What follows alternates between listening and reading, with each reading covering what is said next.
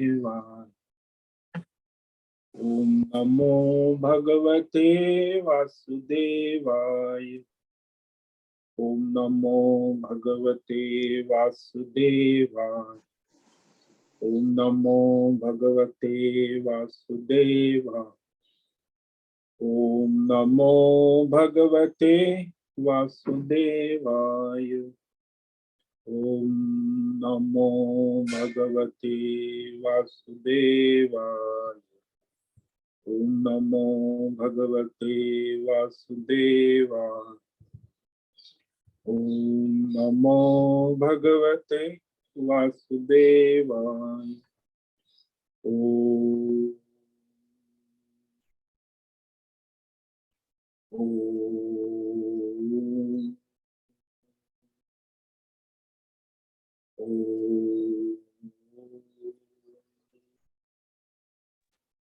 ओम श्री परमात्मने नमो नमः। ओम गणपतये नमो नमः। ओम सं सरस्वत्यै नमो नमः।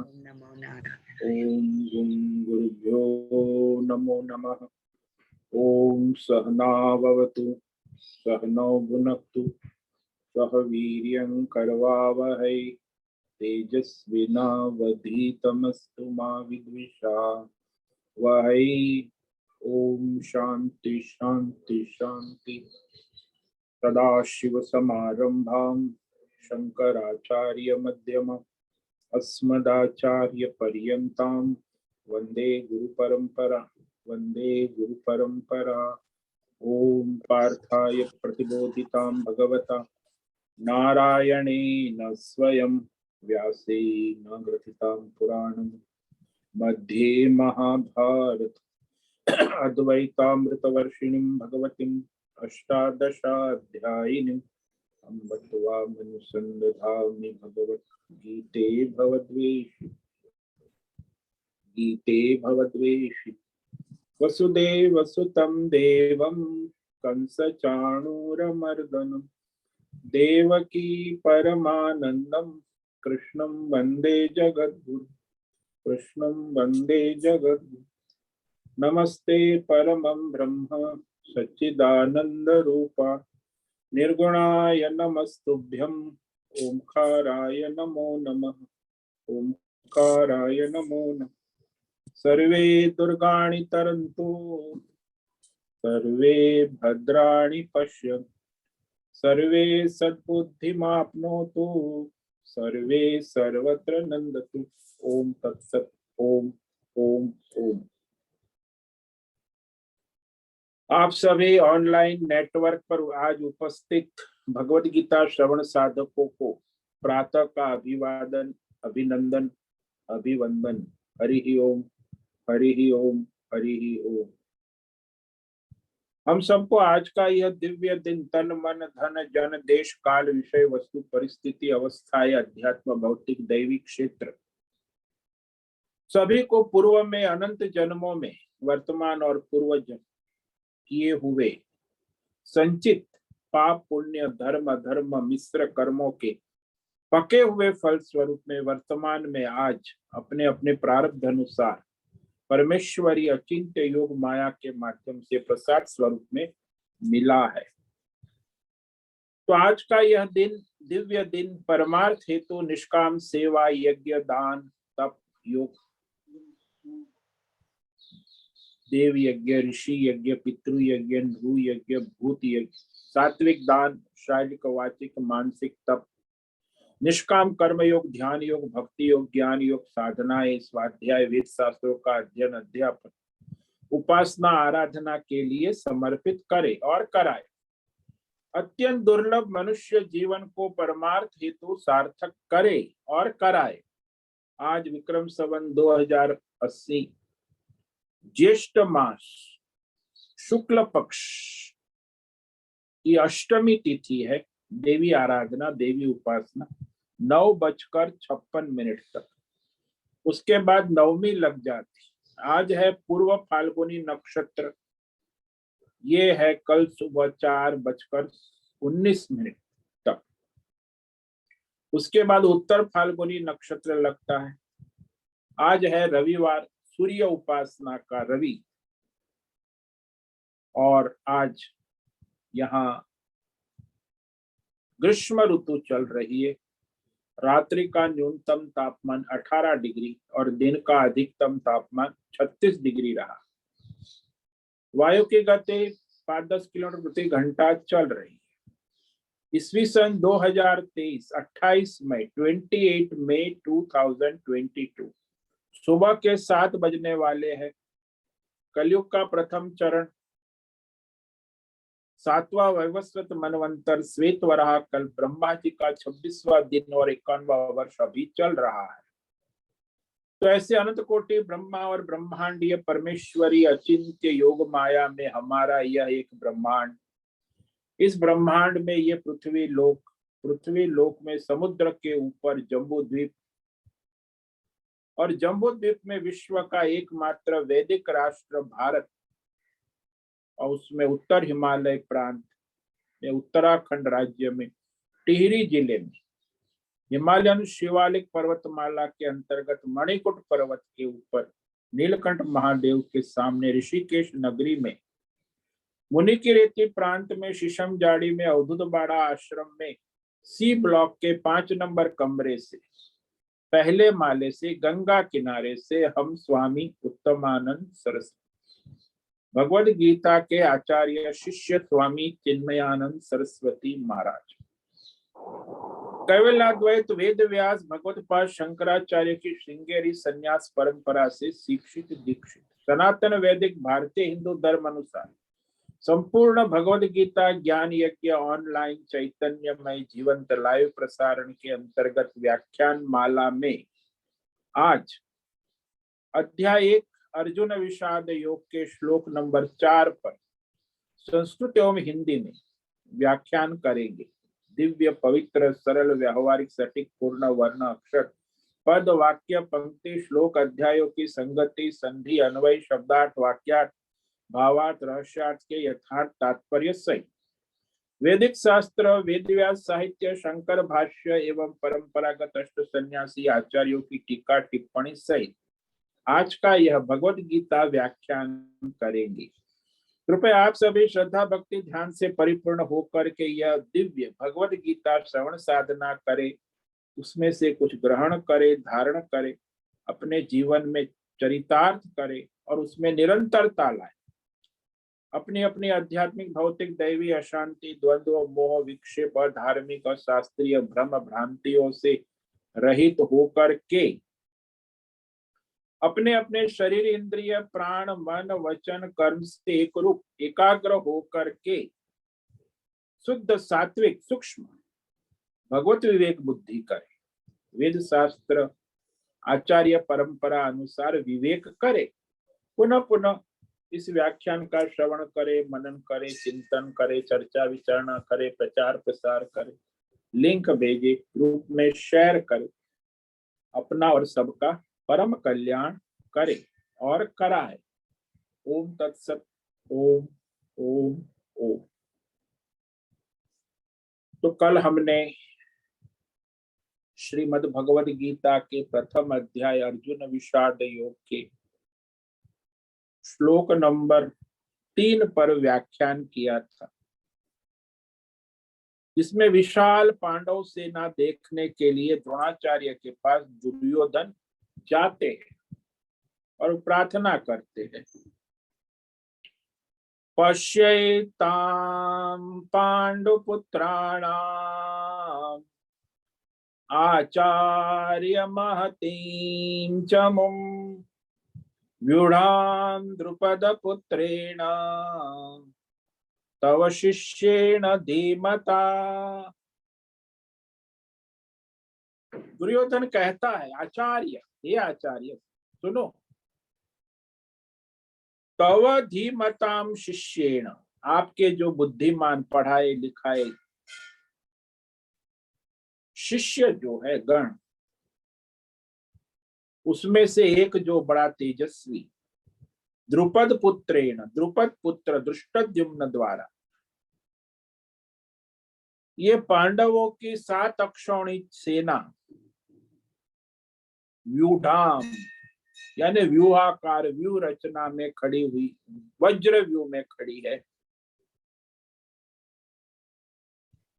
पांडवों के पुत्रों के द्वारा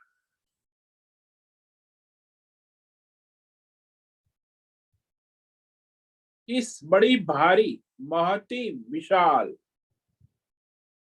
चमुम सेना को पश्य, आप देखिए, जो देख रहे हैं, लेकिन व्यंगात्मक कथन है ना, तो जब व्यंगात्मक संबोधन किया जाता है तो वहां वो इसी प्रकार बातें होती।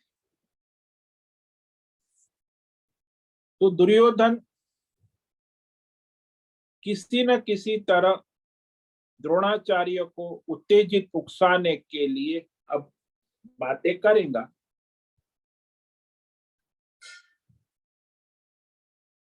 तो शायद द्रोणाचार्य के मन में हो कि यह धृष्टद्युम्न मेरा क्या कर सकता।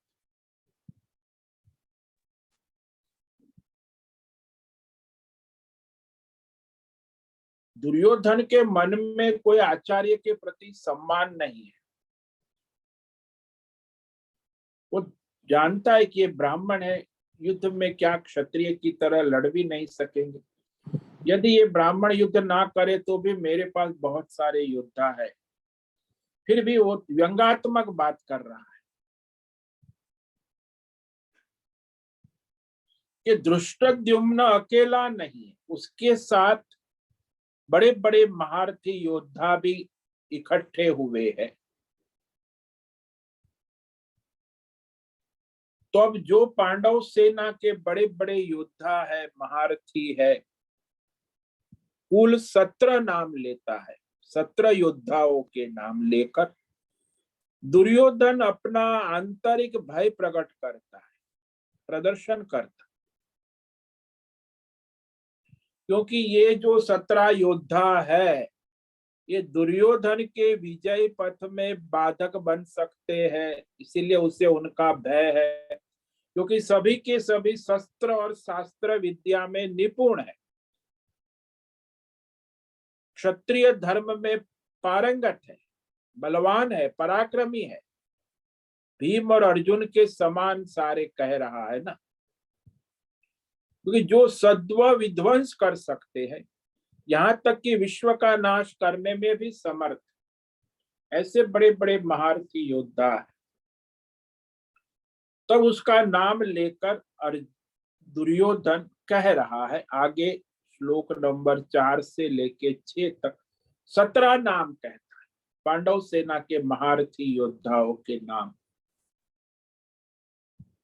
अत्र सूरा महेश्वासा भीमार्जुन समायुधे युयुधानो विराटश्च द्रुपदश्च महारथः। तो दुर्योधन कहता है आचार्य से कि ये पांडव सेना में जो है भीम और अर्जुन के समान योद्धा, समानता करता है, भीम अर्जुन जैसे बड़े बड़े धनुर्धारी योद्धा वीर। तो इसमें जो योद्धा है महाश्वास, महान है, बहुत ही शक्तिशाली है, और ये जो है भीम और अर्जुन की बराबरी करने वाले शूरवीर है, सुरा।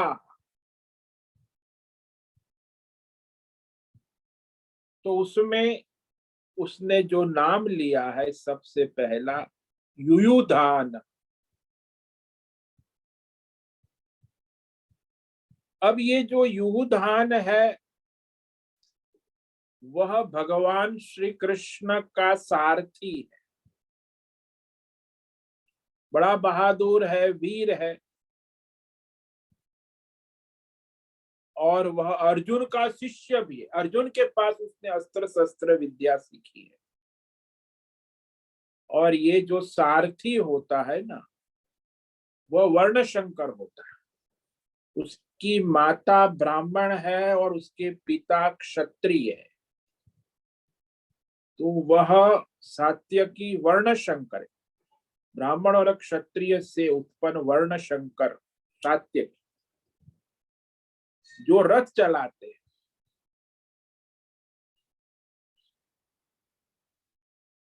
तो यहाँ अत्र शब्द से धृष्टद्युम्न से सेनापति में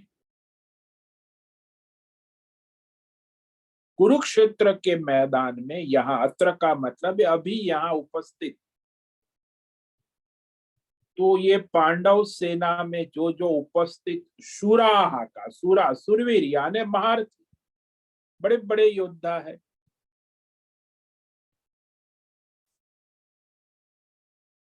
तो ये जो योद्धा है उसमें भीम और अर्जुन की तरह युद्ध करने वाले, यानी युद्ध में अत्यंत कुशल है, योद्धा है। क्योंकि भीम का नाम ले रहे हैं ना, अब भीम का नाम लेकर ये संकेत करता है कि केवल धृष्टद्युम्न ने आपको मारने के लिए सारा काम किया, ऐसी बात नहीं। मुझे मारने का और मेरे सब भाइयों को मारने का संकल्प भीम ने कर रखा है, उसे जानता है।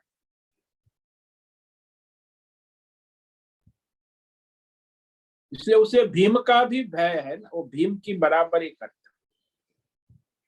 मुझे मारने का, और अर्जुन तो प्रसिद्ध ही है। अर्जुन जैसा योद्धा तो कोई है ही नहीं था उस समय में। अर्जुन के समान युद्ध करने वाला योद्धा उस समय कोई संभव था ही नहीं। तो इस तरह उसका विवेक करना कह रहे कि आप विवेक कीजिए, इनकी उपेक्षा करना उचित नहीं है। ये कोई सामान्य योद्धा नहीं है, क्योंकि सारे के सारे योद्धा जो है महान महेश्वासा कहा ना, बड़े बड़े धनुष्य धारण करने वाले, धनुष्य विद्या में निपुण है।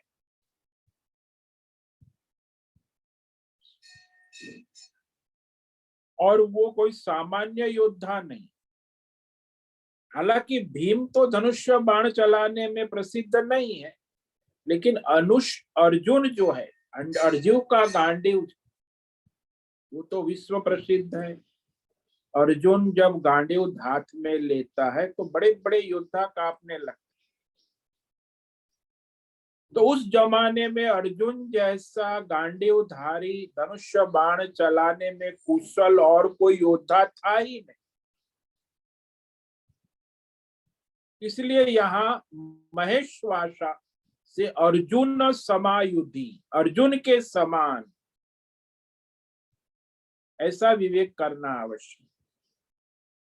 महेश्वासा से संकेत है कि बड़े बड़े धनुष्य धारण करने वाले, नाम केवल धनुष्य बाण का लिया, किंतु उससे उपकृत सभी अस्त्र शस्त्रधारी है ना। तो धनुष भी केवल नहीं है भाई, भीम हो गदाधारी है। तो जितने भी योद्धा है केवल सभी धनुर्धारी नहीं है, अन्य अस्त्र शस्त्र लिए हुए वज्र है, किसी के पास पाशुपत है, बहुत सारे अस्त्र शस्त्र लेकर मैदान में उतरे हैं। तो सभी अस्त्र शस्त्र समझ लेने आवश्यक। तो प्रत्येक योद्धा का नाम लेकर बताते, जिसके बारे में संसार में बड़ी प्रसिद्धि है, सब लोग जानते हैं कि महारथी योद्धा है। तो वह सबसे पहले युयुधान, यदुवंशी योद्धा है, श्री कृष्ण का सारथी, उसका नाम सात्यकी है, उसे लेते हैं। भगवान ने जब नारायणी सेना दुर्योधन को दी, तब सात्यकी ने कहा कि भगवान, मैं कौरव सेना में नहीं जाऊं। आपने भले सेना दे दी, लेकिन मैं पांडव पक्ष में रहूंगा।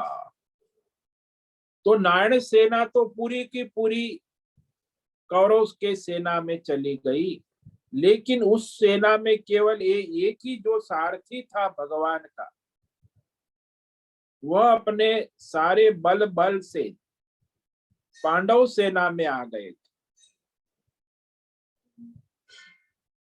क्योंकि वह अर्जुन का शिष्य भी था। सात्यकी को अर्जुन ने अस्त्र शस्त्र शास्त्र विद्या पढ़ाई थी, और वो भी अर्जुन के समान ही महारथी योद्धा पराक्रमी है। उसके पराक्रम की बात, दुर्योधन भी उससे भयभीत रहता है, सबसे ज्यादा उसी से भयभीत रहता है, इसलिए पहला उसी का नाम लिया सात्यकी। क्योंकि जिस समय भगवान ये युद्ध को रोकने के लिए, संधि करने के लिए दूत बनकर गए थे, अंतिम बार, लास्ट, आखिरी बार, तो दुर्योधन ने भगवान को बंदी बनाने की योजना बना रखी। तब भगवान के साथ सात्यकी भी वहां भगवान की रक्षा के लिए उनके साथ सुरक्षा गार्ड के रूप में पहुंचा हुआ था।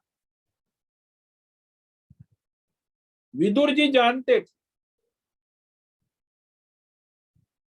और वो भगवान से कह चुके हैं कि आप दूत बनकर भले आ रहे हो, लेकिन दुर्योधन बड़ा दुष्ट है, उसने आपको बंदी बनाने की योजना बनाई है, इसीलिए आप दूत बनकर ना आए, उसी में अच्छा सबका भला है। तो भगवान हंसे, विदुर से कहे कि अरे, मेरी नारायणी सेना पांडव से चाहे युद्ध करे, लेकिन दुर्योधन ने मेरे ऊपर यदि वार किया तो मेरी नारायणी सेना भी दुर्योधन की विरोधी हो जाएगी।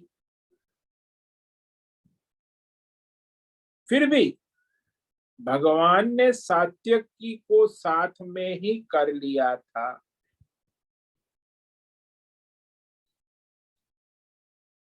तो बंदी बनाने की योजना तो थी दुर्योधन की, वो कोशिश भी की उसने, लेकिन उस समय भगवान ने कौरवों को विश्व रूप दिखाया तो सब घबरा गए।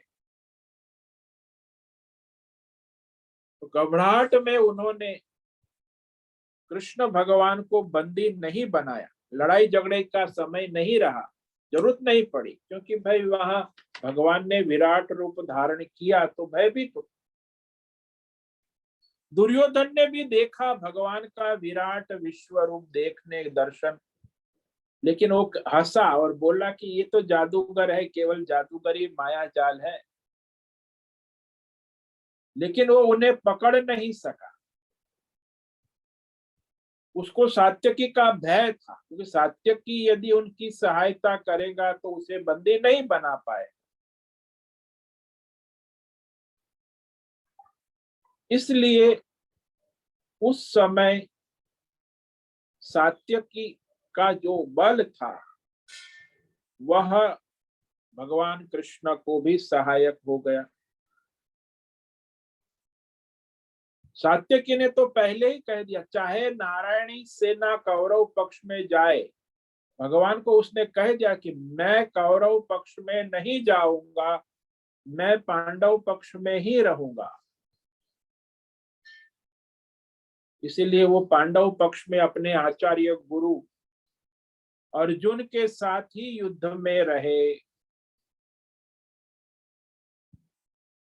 तो इस प्रकार दुर्योधन द्रोणाचार्य से कह रहे, देखिए, आपका ही शिष्य सात्यकी को चाहिए था कि वह नारायणी सेना में हमारे पक्ष में आ जाए, लेकिन वो हमसे विरुद्ध हो गया, पांडव सेना में चला गया।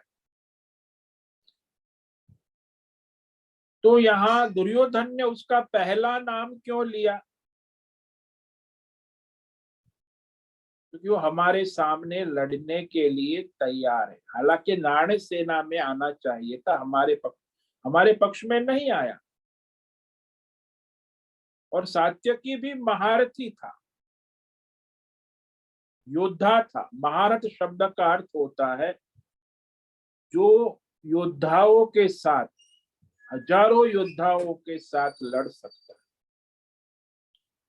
तो यहाँ शास्त्रों में है कि ये जो सेना होती है उसमें महारथी को सेनापति कहते, जो संपूर्ण सेना का संचालन करता है और जो 10,000 से भी अधिक सैनिकों के सामने लड़ने में समर्थ है, उसे महारथी कहते।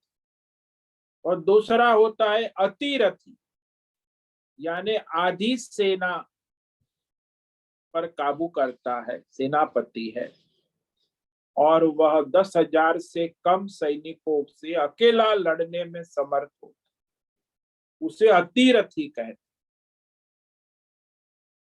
और रथी होता है जो सेना के एक विभाग यानी 1,000 से भी कम सैनिकों के साथ लड़ने में समर्थ होता है, तो वह रथी कहा जाता है। तो यहाँ ये जो 17 नाम लिए गए, ये सारे सेनापति बनने लायक है, महारथी है, सभी के सभी। और वो सेना में जो एक अक्षौणी से, पांडवों की 7 अक्षौणी से और कौरवों की 11 अक्षौणी सेना, और पूरी सेना जो है उसमें 4 प्रकार के दल होते हैं। एक होता है रथ दल, उसमें 21,870 रथ होते हैं और उसमें रथी हो। और एक हाथी दल होता है, हाथी दल में भी 21,870 हाथी होते हैं। अश्व दल होता है, घोड़े पर 65,610 सैनिकों के साथ अश्व दल होता है। और पायदल, जो जमीन पर, भूमि पर चलने वाले सैनिक 1,09,350 होते हैं। तो इस तरह एक अक्षौणी सेना में करीब 2 लाख के आसपास सैनिक होते हैं। तो 7 अक्षौणी यानी 14 लाख, 11 अक्षौणी यानी 22 लाख।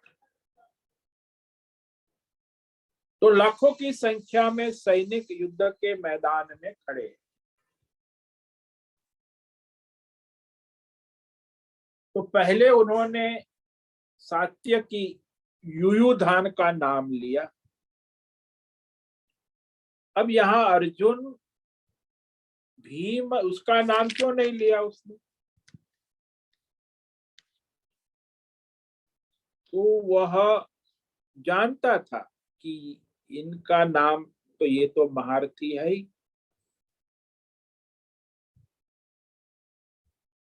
और उससे वो भयभीत भी था। अब अर्जुन जो है, वैसे अर्जुन का जो अर्थ होता है वह शुद्ध भगवत बुद्धि वाला है, वो अर्जुन है। भीम है वो प्राण शक्ति है, स्थिर प्राण शक्ति। युधिष्ठिर है वो युद्ध में धर्म नीति वाला है और युद्ध में उसकी स्थिर नीति होती है, धर्म निष्ठा से युक्त। नकुल है वो सर्वात्मा भाव वाला है, एकत्व योग। और सहदेव है जो दैवी गुणों से संपन्न है, दैवी शक्तियों से। तो इसने भीम अर्जुन का नाम लिया, लेकिन वो भी बराबरी का नहीं, सीधा नाम नहीं लिया। भीम अर्जुन महारथी है, योद्धा है, लेकिन वो तो है ही, उसने उसकी बराबरी की सात्यकी के साथ कि ये भी महारथी है,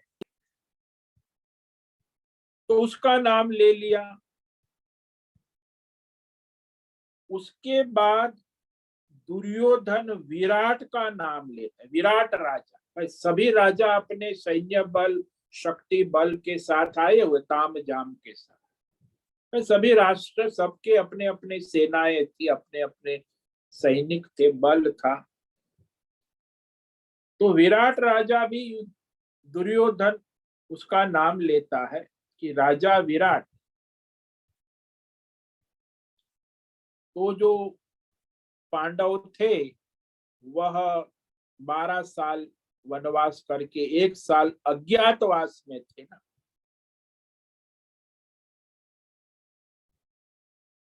तो वह विराट में थे, अज्ञातवास में, विराट नगरी, विराट राजा के यहाँ। तो कौरव पक्ष तो था दुर्योधन और सभी, विराट राजा के राज्य में गाय की चोरी करने गए, गायों को चोरी।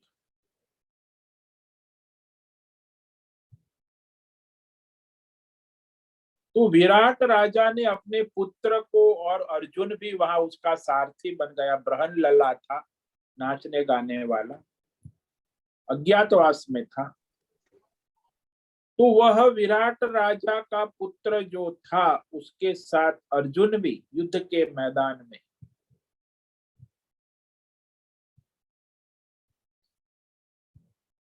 तो वहां अर्जुन ने विराट के पुत्र को भयभीत देखा।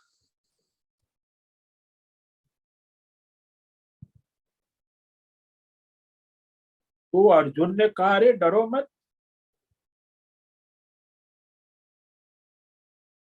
वह भीष्म द्रोण आदि को देखकर डर गया था, उसके तो छक्के छूट गए थे विराट के पुत्र के। लेकिन अर्जुन ने कहा, मैं तुम्हारे साथ हूं, डरो मत। वो तो भागने की तैयारी कर रहा था युद्ध के। लेकिन उस समय युद्ध में वो बृहन लला उसके सारथी रूप में, अर्जुन के रूप में प्रकट नहीं था।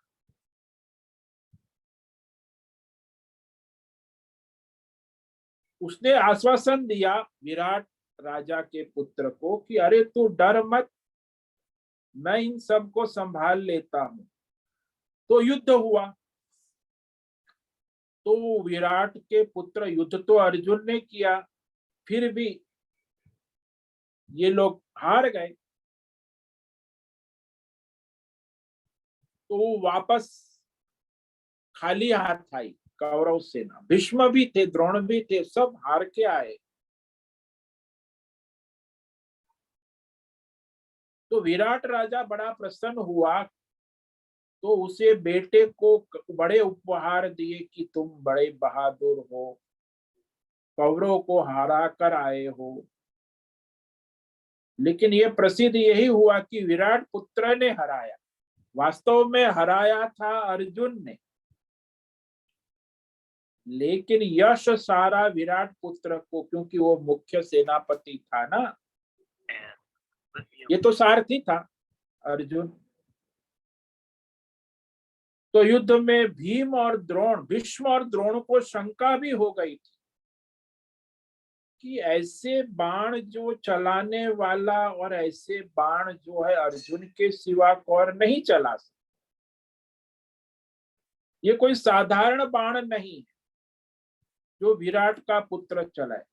भीष्म द्रोण तो समझ गए कि ये विराट के बेटे का बस का नहीं है। हो न हो शायद अर्जुन ही हो जो बाण चला रहा है। भीष्म ने शंका भी प्रकट की।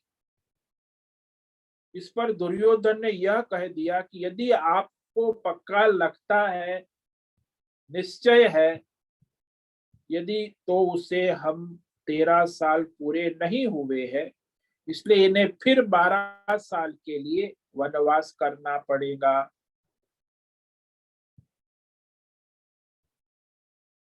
तुम, भीष्म ने समाधान किया कि यह ठीक है, हमारे सनातन धर्म में सौर संवत के हिसाब से 13 साल पूरे नहीं हुए, परंतु नक्षत्र संवत के हिसाब से 13 साल पूरे हो गए। जब वो शर्त रखी गई थी तब यह स्पष्ट नहीं था कि 13 वर्ष कौन से है संवत के माने जाए। भाई हमारे सनातन धर्म में 5 तरह के संवत होते, जिसमें नक्षत्र संवत भी एक संवत है। तो नक्षत्र संवत के हिसाब से 13 साल समाप्त हो गए हैं, इसीलिए पुनः वनवास का नियम नहीं लग सकता। लेकिन ये तो सब शंकास्पद बातें ही थी। यह अर्जुन ने इसका कोई स्पष्ट प्रमाण नहीं मिला, लेकिन ये अनुमान तो हो ही गया था कि अर्जुन ने किया होगा। लेकिन दुर्योधन समझता था कि शायद विराट पुरुष ने युद्ध में हमें परास्त किया हो, इसीलिए कहता है सामने विराट है, उसका बेटा भी है। विराट तो सब समर्थ है, सब तरह से समर्थ है, महारथी है, योद्धा है। तो जिस प्रकार सात्यकी वर कृष्ण के साथ रहने के लिए कटिबद्ध था, उसी प्रकार विराट ने अपनी पुत्री अर्जुन के पुत्र अभिमन्यु को दी थी उत्तरा। वह भी पांडवों की ओर से लड़ने आया है। उसको पता था कि आगे उसी का दामाद गद्दी पर बैठेगा हस्तिनापुर। इसी प्रकार युयुधान दृढ़ प्रतिज्ञा के साथ युद्ध में उतरा है। तो सात्यकी भी हराने के लिए उतरा है कौरव सेना को, और यह विराट राजा भी वैसे ही पूरी समर्थ के साथ, क्योंकि ये कोई महारथी है ना। द्रुपदश्च महारथ, एक वचन होने के कारण द्रुपद ही महारथी ऐसा कह सकते थे, परंतु यहाँ द्रुपद को ही नहीं, दूसरे सारे 17 महारथी यहाँ है, उसी का नाम ले रहा है।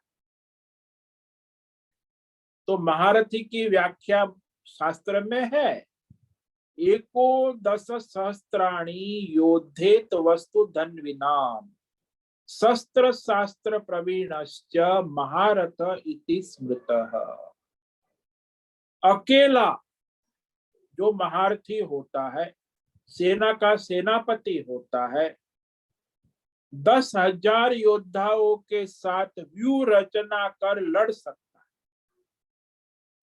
व्यूह रचना को काट सकता है।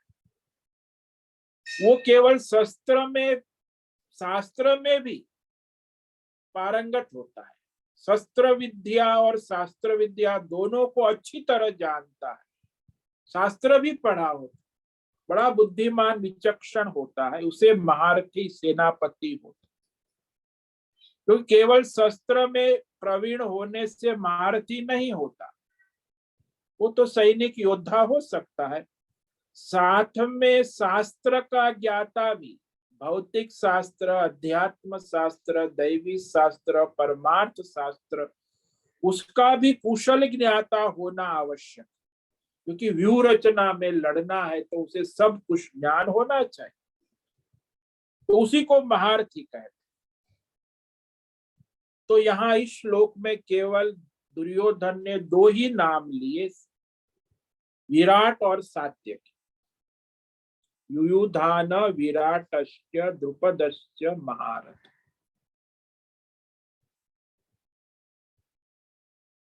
तो वह द्रुपद का पुत्र दृष्टकेतु का भी नाम है। अत्र सूरा महेश्वास युधा नो विराटश्च द्रुपदश्च महारथ।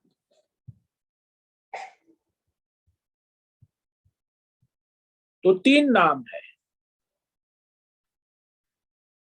द्रुपद का पुत्र राजा द्रुपद, जिसे द्रौपदी के पिता पांचाल देश के राजा, उनका पुत्र दृष्टकेतु, वो भी मैदान में उतरा है। वो भी अत्यंत तेजस्वी है। तो इस प्रकार यहाँ आज हमने ये श्लोक नंबर 4 पर व्याख्यान किया। श्लोक नंबर 5 है, उसे आज पढ़ेंगे, इस पर व्याख्यान कल करेंगे, जिसमें और 7 महारथियों के नाम ले रहा है।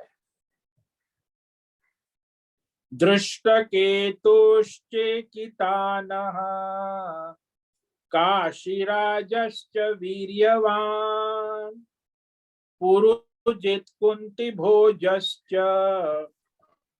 शैब्यश्च नरपुंगवः।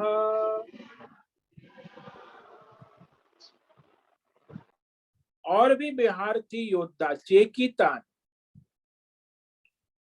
चिकित देश के राजा चेकितान, बलवान वीर्यवान काशीराज, काशी के राजा, कुंती भोज, पुरुजित कुंती भोज, कुंती देश का राजा, यादव राजकुमार निसंतान होने के कारण शूर नाम के यादव की पुत्री को उसने दत्तक लिया, कुंती, जिसको कुंती, इसलिए कुंती भोज। नरपुंगव, मनुष्यों में श्रेष्ठ शैब्य, शिबी देश का राजा, विक्रांत,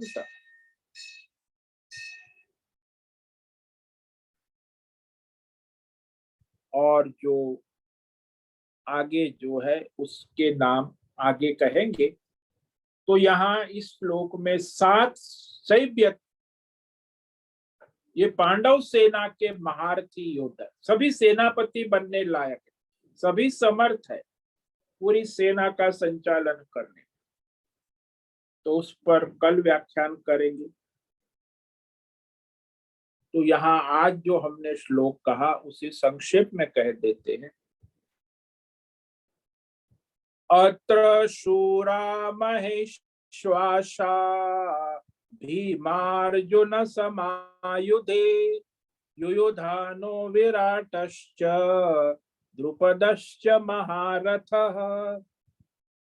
तो इस पांडव सेना में महेश्वासा यानी बड़े बड़े महा धनुष को धारण करने वाले, केवल धनुष नहीं, यहाँ धनुष का मतलब है सभी अस्त्र शस्त्र, अपने अपने, सब धनुर्धारी नहीं होते, कई प्रकार के अस्त्र शस्त्र, तलवार है, ढाल है, वज्र है, गदा है, तो सभी अपने अस्त्र शस्त्र के साथ मैदान में, युद्ध में।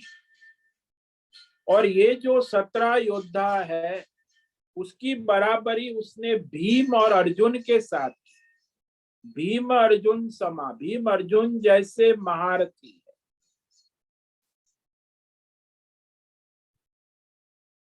वीर है, बहादुर है, जो अर्जुन का ही शिष्य है, सात्यकी, जो भगवान श्री कृष्ण का सारथी रहा, जो नारायण सेना के साथ कौरव सेना में नहीं गया, पांडव सेना में रहा, वह सात्यकी भी अपनी मंडलियों के साथ, भाई सबकी अपनी अपनी मंडली होती है, शक्ति होती है, ग्रुप कहते हैं युद्ध का, सारे सेना बल, तो अपनी अपनी सेना दल के साथ उतरे हुए हैं। और विराट राजा वो भी पांडव सेना की ओर से युद्ध के मैदान में। तो विश्वव्यापी उनकी कीर्ति है, यश है, विराट है, और वो महारथी है, महारथा।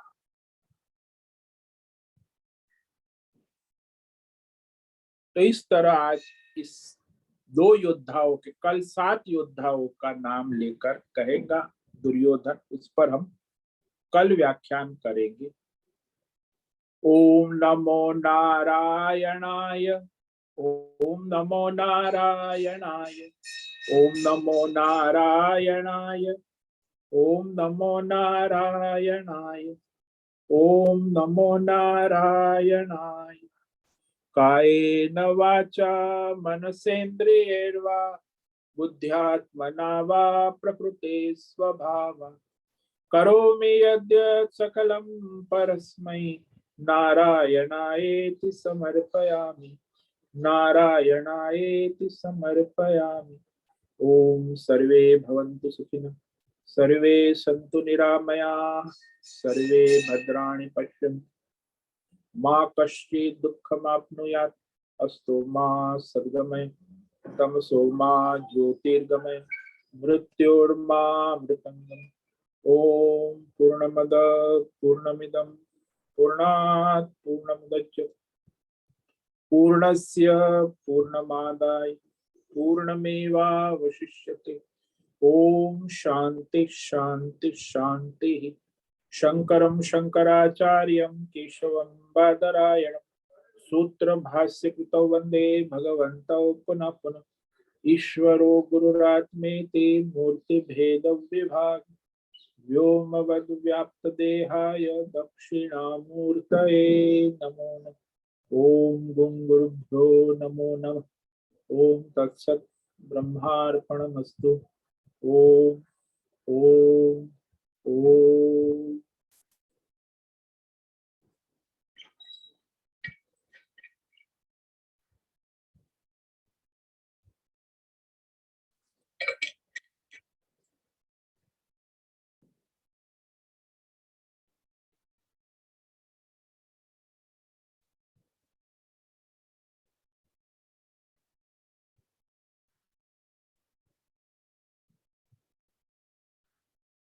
आज रविवार है, शाम को 6 से 7 सत्संग होगा, तो आइए आप लाभ लें। आज रविवार का विशेष साप्ताहिक सत्संग प्रत्येक रविवार शाम को 6 से 7, तो उसमें प्रश्नोत्तरी सत्संग होगा, तो आप लाभ ले और लेवावे। और जो भी कोई जिज्ञासु प्रश्न है तो शाम का सत्संग शाम को 6 से 7 होगा। आज रविवार। अभी किसी साधक को कोई प्रश्न है, प्रश्नोत्तरी का समय है, आप प्रश्न पूछे।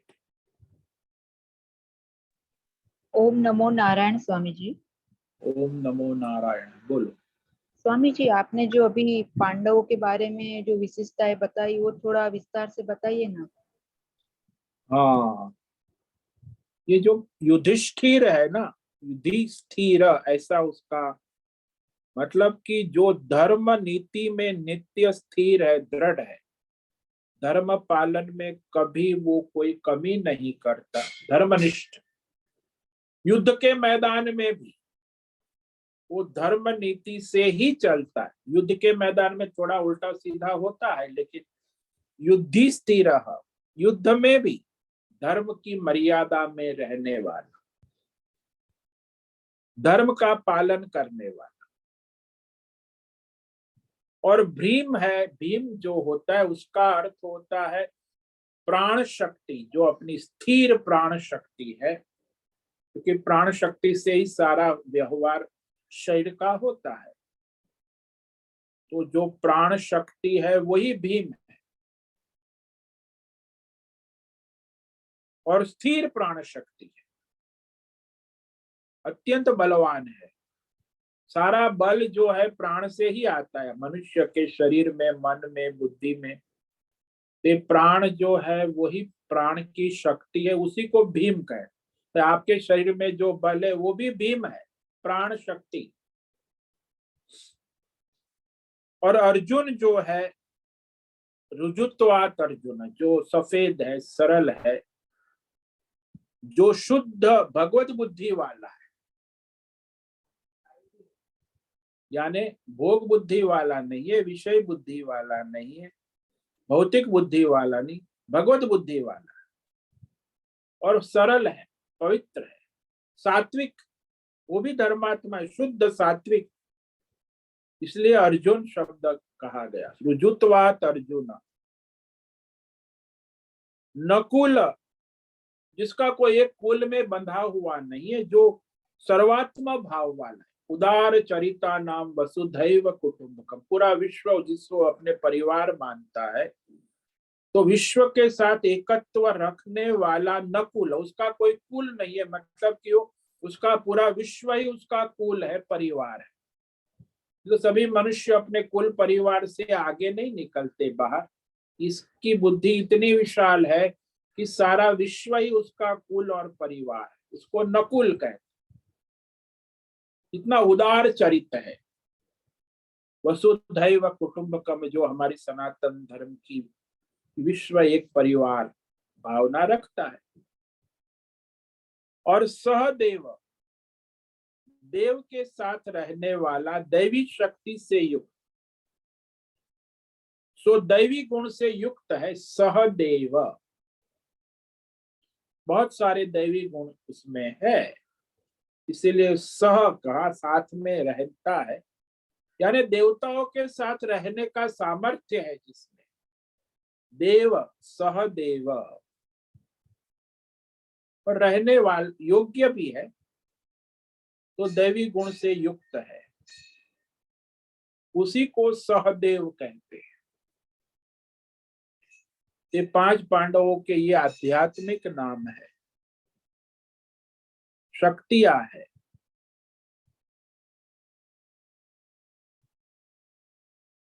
और ये जो सात्यकी है उसके बारे में तो हमने कह दिया कि वो सत्य को धारण करने वाला अर्जुन का शिष्य, और वो वर्ण शंकर है, ब्राह्मण माता और क्षत्रिय पिता से उत्पन्न हुआ सारथी है।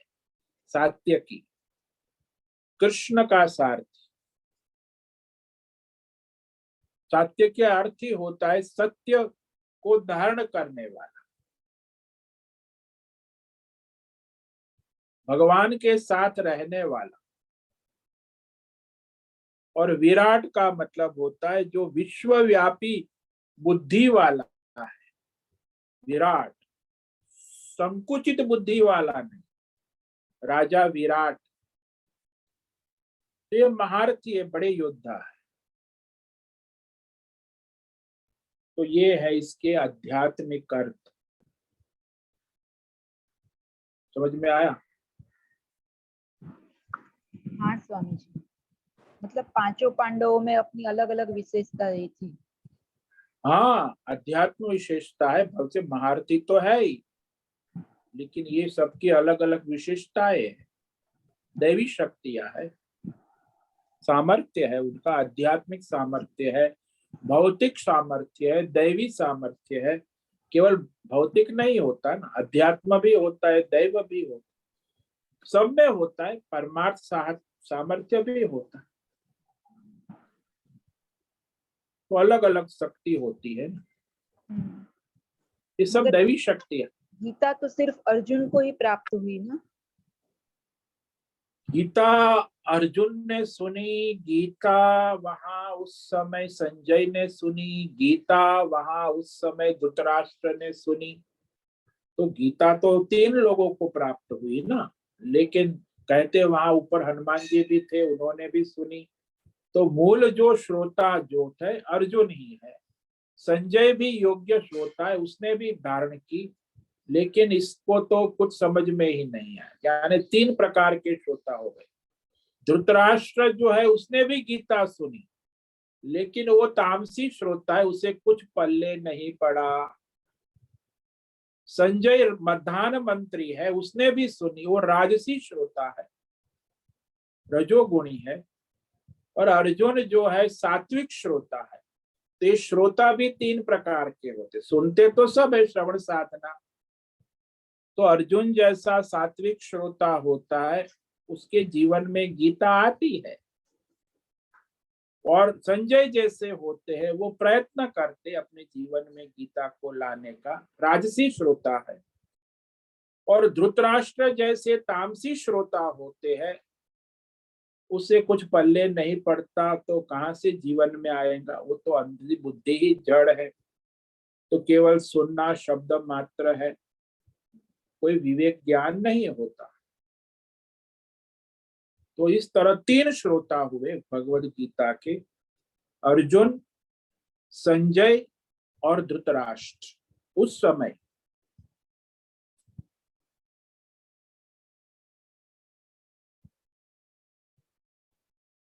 हाँ स्वामी जी, हम्म, मतलब सात्विक गुण जिसमें होंगे वो ही गीता अपने अंदर धारण कर पाएगा।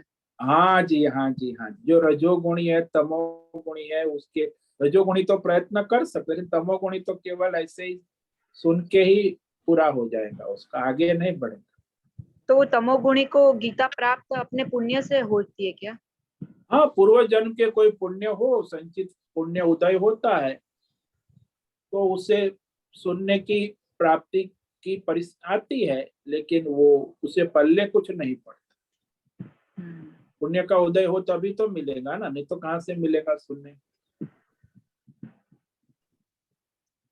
अगर वो पुरुषार्थ करे तो उन लोग भी आगे आ सकते हैं ना? हाँ, तमोगुणी यदि भगवान को समर्पित भाव से विशेष पुरुषार्थ करे तो उसमें भी परिवर्तन हो सकता है, लेकिन वैसा उसमें समर्पण होना आवश्यक है ना, जैसे अर्जुन का है, सात्विक है तो श्रद्धा होनी चाहिए, श्रद्धावान, तत्परता होनी चाहिए, संयम इंद्रिय होना चाहिए, तो उसमें ज्ञान होता है। जो श्रद्धावान नहीं है, संयमित नहीं है, उसमें तत्परता नहीं है, तो उसमें ज्ञान उतरता नहीं है, केवल सुनता है, समझ भी जाता है, लेकिन करते कुछ नहीं है। सुनना भी एक बात है, समझना भी एक बात, अच्छी बात है, लेकिन करना सबसे श्रेष्ठ है, चरितार्थ करना, और चरितार्थ करके निरंतरता रखना, ये तो सर्वश्रेष्ठ।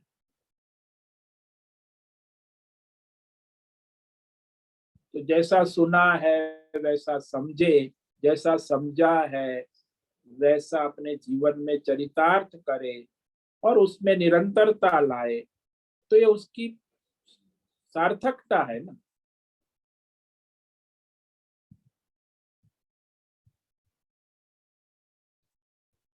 समझ में आया? हाँ स्वामी जी, बहुत बहुत धन्यवाद। ओम नमो नारायणाय। ओम नमो नारायण। ठीक है, रविवार है, शाम को फिर 6 बजे मिलेंगे। तो सभी साधकों को आज का ओम नमो नारायणाय, सबको ओम नमो नारायणाय। ओम नमो नारायण। उससे निवेदन है आज का सत्संग पूर्ण। सभी साधकों को ओम नमो नारायणाय। आज का ओम सत्संग नमो नारायणाय स्वामी जी। है। सभी साधकों को ओम नमो नारायणाय।